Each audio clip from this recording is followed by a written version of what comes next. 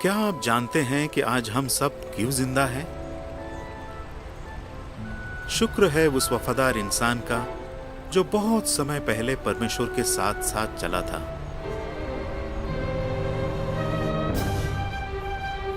उसका नाम था नूह।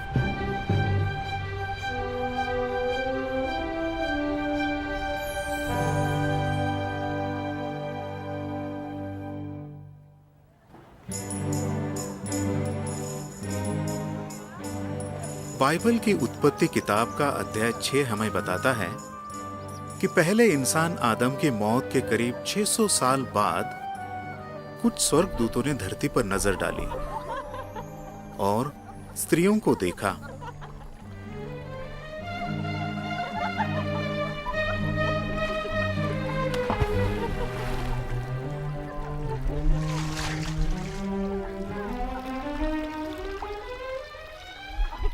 उन्होंने गौर किया कि ये स्त्रियां बड़ी सुंदर थी। तब उनके मन में गलत ख्याल पैदा हुए।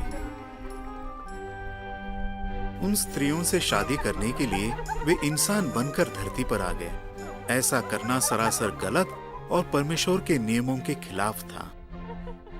फिर उन स्त्रियों के बच्चे हुए जो बड़े होकर दानव बन गए और नेफिलिम कहलाए। ये दानव लोगों को मारते पीटते थे। उनकी देखा देखी बहुत से आदमी भी दूसरों पर जुल्म करने लगे।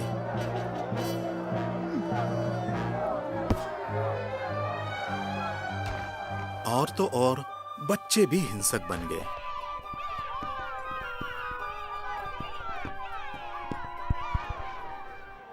मगर लोगों को चारों तरफ फैली हिंसा और दुखों की कोई परवाह नहीं थी।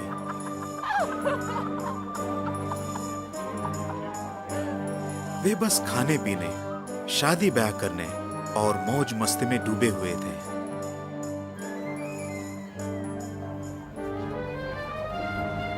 वे अपने अपने कारोबार में लगे हुए थे और उनकी जिंदगी में परमेश्वर की कोई अहमियत नहीं थी। हर कहीं मारपीट और हिंसा हो रही थी।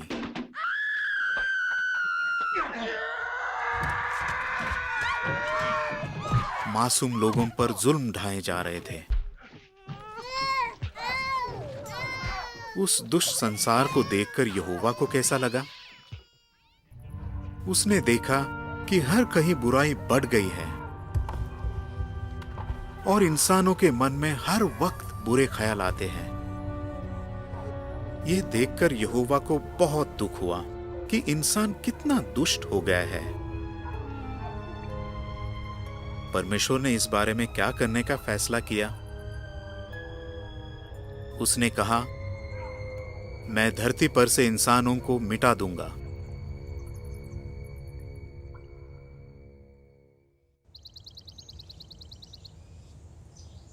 क्या इसका मतलब था कि कोई भी जिंदा नहीं बचता? नहीं, ऐसी बात नहीं है। बाइबल बताती है कि हिंसा से भरी उस दुनिया में कम से कम एक इंसान ऐसा था जो परमेश्वर की आज्ञा मानता था। वो था नूह। परमेश्वर का भय मानने वाले नूह के 3 बेटे थे। शायद एपेत सबसे बड़ा था।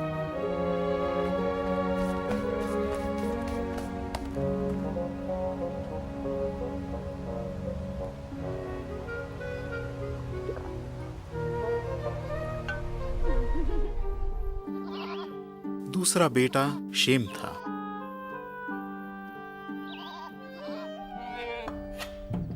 हाम सबसे छोटा था।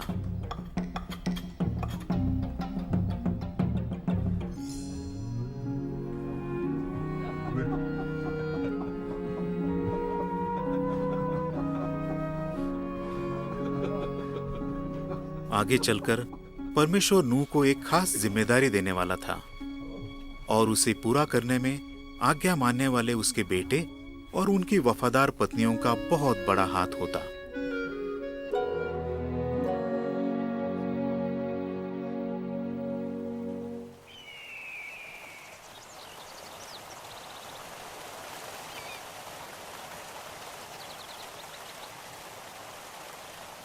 यहोवा ने नूह को क्यों चुना? उसमें ऐसी क्या खूबी थी?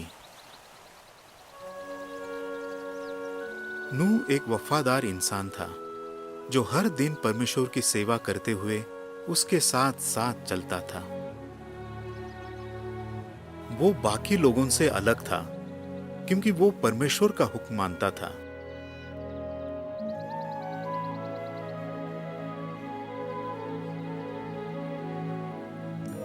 यहोवा उस दुष्ट संसार का नाश कैसे करता?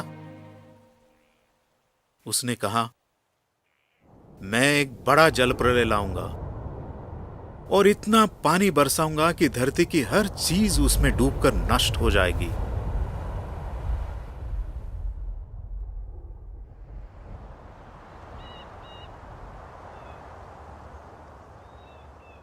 मगर परिंदों और जानवरों का क्या होता? साथ ही वफादार नूह और उसके परिवार का क्या होता? यहोवा ने नूह को एक जहाज बनाने की साफ साफ हिदायत दी ताकि उनकी जान बच सके। वो जहाज दिखने में कैसा लगता? वो दिखने में एक बड़े बक्से जैसा होता। वो बहुत लंबा होता और उसका निचला हिस्सा सपाट होता।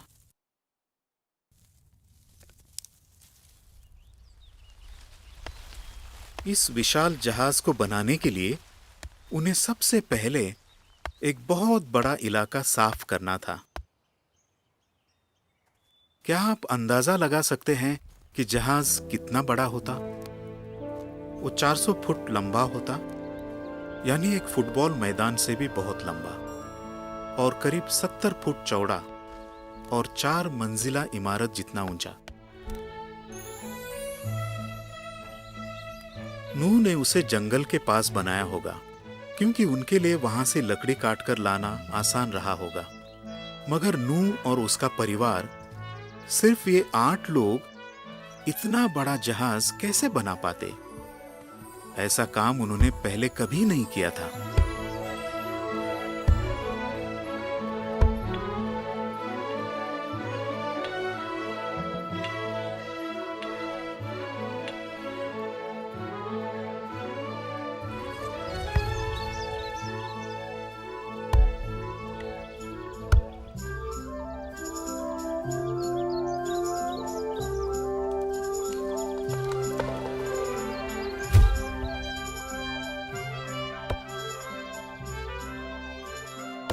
जहाज बनाने में परमेश्वर ने उनकी मदद की।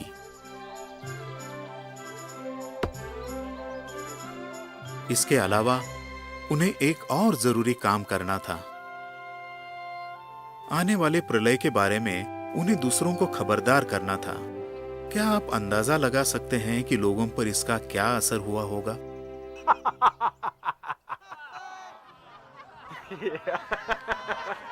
शायद उन्होंने कहा होगा, अरे बेवकूफो, तुम्हें क्या डिब्बा बना रहे हो? तुम क्यों बेकार में अपना वक्त बर्बाद कर रहे हो? ये दुनिया नाश नहीं होने वाली। उन्होंने नूह की चेतावनी को अनसुना कर दिया और बस मौज मस्ती में डूबे रहे। मगर नूह ने परमेश्वर की बात मानी, लोगों की नहीं। नूह और उसके परिवार को जहाज बनाने में बरसों लगे। परमेश्वर की आज्ञा मानते हुए उन्होंने 40 साल से ज्यादा समय तक कड़ी मेहनत की।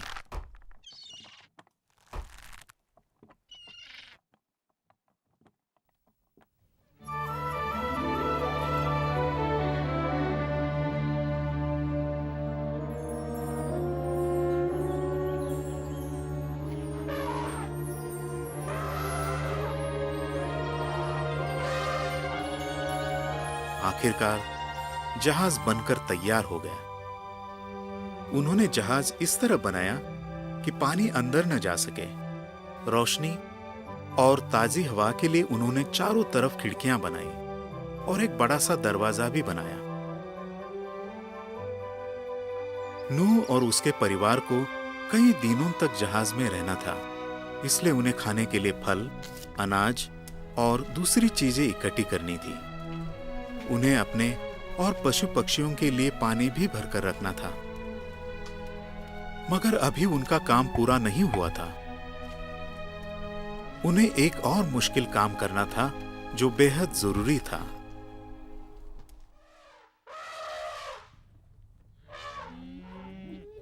उत्पत्ति का अध्याय 7 हमें बताता है कि नूह और उसका परिवार अलग अलग किस्म के जानवरों को जहाज में ले जाने लगा। यह काम उन्हें जल्द से जल्द करना था। क्यों? क्योंकि परमेश्वर ने उन्हें बताया, अब सिर्फ 7 दिन रह गए हैं। मैं धरती पर 40 दिन और 40 रात पानी बरसाऊंगा। पूरी धरती पानी में डूब जाएगी। मैं हर जीवित प्राणी का नामो निशान मिटा डालूंगा। इसलिए तुम शुद्ध जानवरों में से 7 ले जाओ, जिन्हें तुम मेरी उपासना के लिए इस्तेमाल कर सको।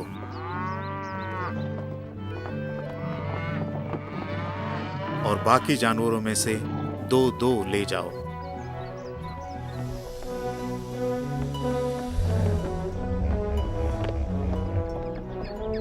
इतने सारे जानवरों को जहाज में ले जाने के लिए बेशक यहोवा ने नूह की मदद की होगी।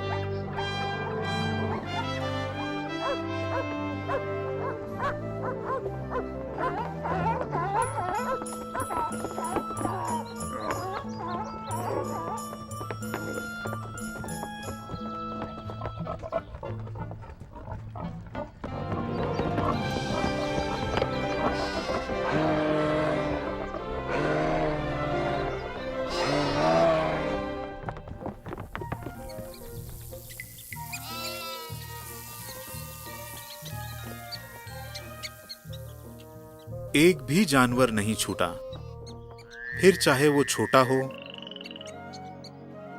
रेंगने वाला हो या आहिस्ता चलने वाला।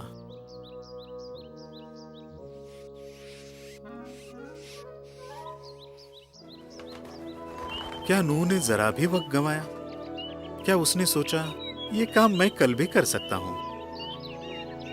नहीं, उसने वही किया जो यहोवा ने बताया था।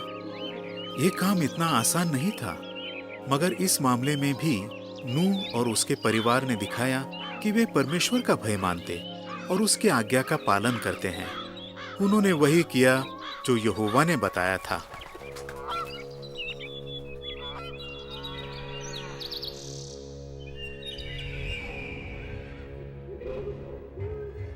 जब सारे जानवर जहाज के अंदर पहुंच गए तो यहोवा ने दरवाजा बंद कर दिया।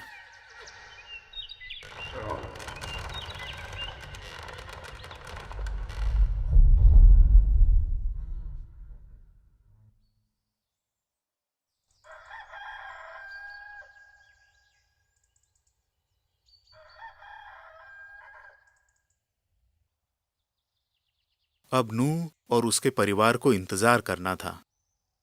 क्या वाकई जल प्रलय आता, या कहीं वे खुद को जहाज में बंद करके एक मजाक तो नहीं बन जाते?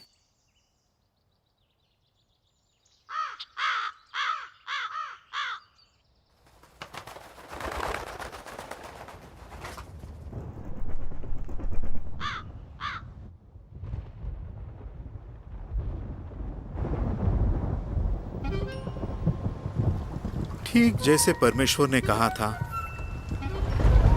आकाश के झरोखे खुल गए।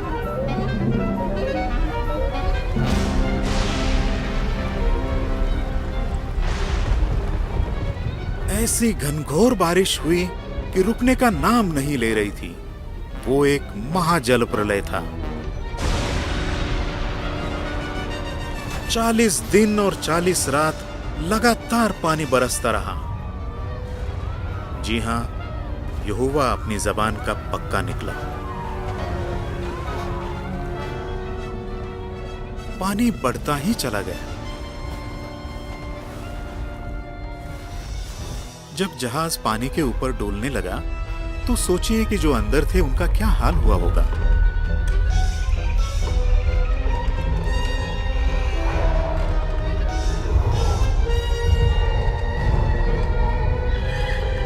जानवर एकदम डर गए थे।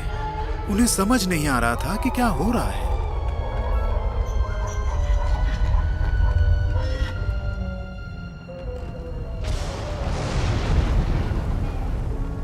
जहाज धीरे धीरे पानी के साथ ऊपर उठने लगा। देखते ही देखते ऊंचे ऊंचे पहाड़ भी पानी से ढक गए। 150 दिन तक धरती पर पानी भरा रहा। उन सारे दुष्ट लोगों का क्या हुआ जिन्होंने नूह की हंसी उड़ाई थी? वे सब के सब डूब गए। जहाज जितने महीनों तक पानी पर तैरता रहा, उस दौरान नूह और उसके परिवार के पास करने के लिए बहुत काम था। वे अपनी जरूरतें पूरी करने और जानवरों की देखभाल करने में लगे रहे।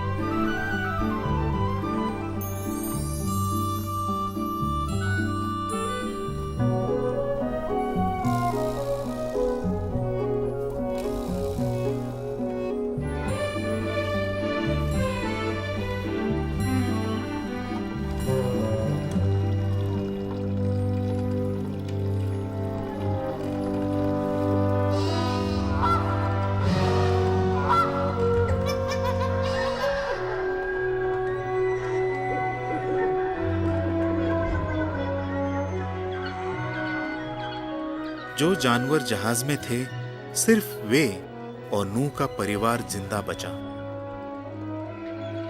ये 8 लोग इसलिए बच पाए क्योंकि उन्होंने यहोवा की बात मानी।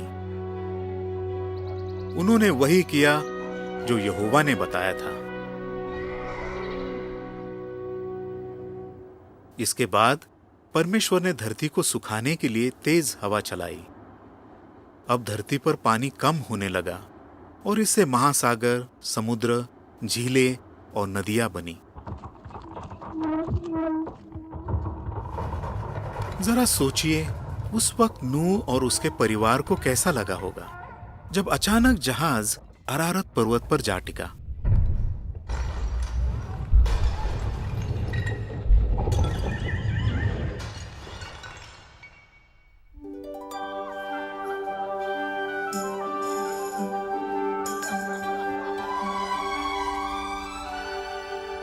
इसके बाद क्या हुआ?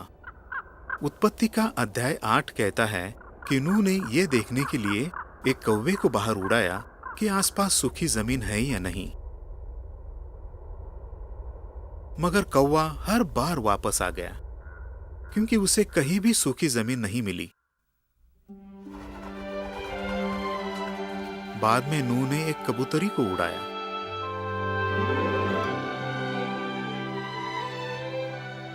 वो दूर दूर तक गई मगर उसे कहीं कोई पेड़ नहीं मिला।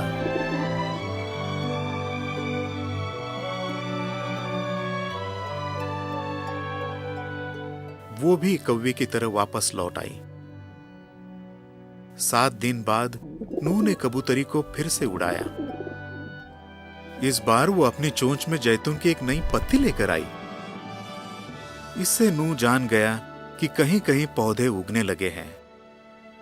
धीरे धीरे सारी धरती सूख गई।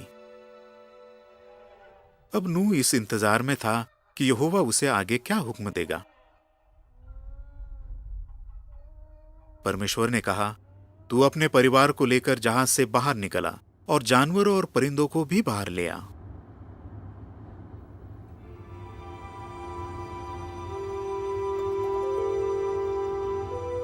अगर आप उस जलप्रलय से जिंदा बचते तो कैसा महसूस करते? यकीनन आपका दिल यहोवा के लिए एहसान से उमड़ आता। नूह और उसके परिवार ने भी ऐसा ही महसूस किया।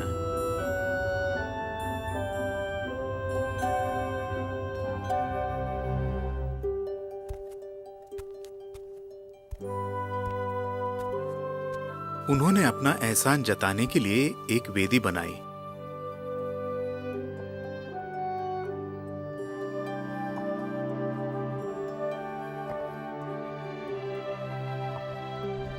और उस पर यहोवा के लिए धन्यवाद की बलि चढ़ाई।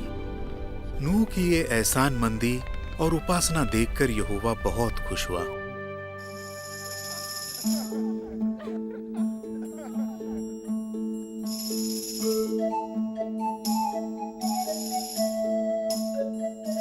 नूह और उसके परिवार ने खुशियां मनाई क्योंकि यहोवा ने उनकी जान बचाई थी।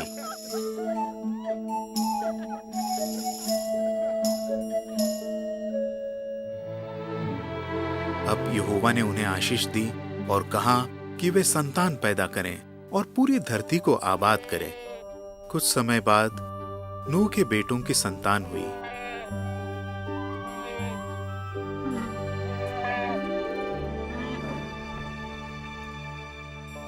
जानवरों के भी बच्चे हुए। इस तरह धरती पर इंसान और जानवर बढ़ने लगे।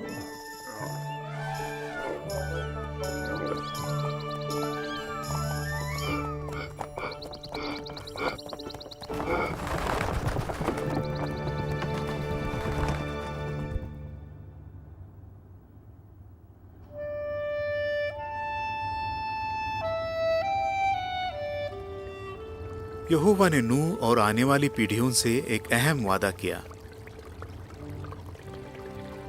मैं फिर कभी ऐसा जलप्रलय लाकर धरती को नाश नहीं करूंगा। अपने वादे की याद दिलाने के लिए उसने आकाश में एक सुंदर निशानी दिखाई। मैं तुम्हारे लिए बादलों में अपना मेघ धनुष देता हूं, जो धरती के बारे में मेरे इस वादे की निशानी है। आप भी नूह की तरह बन सकते हैं। कैसे? उसकी अच्छी मिसाल पर चलकर। उसका परिवार आध्यात्मिक बातों में बहुत मजबूत था। उन्होंने साथ मिलकर जहाज बनाया और जानवरों की देखरेख की।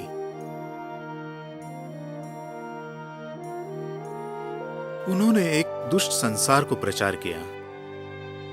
जी हां, नूह नेकी का प्रचारक था।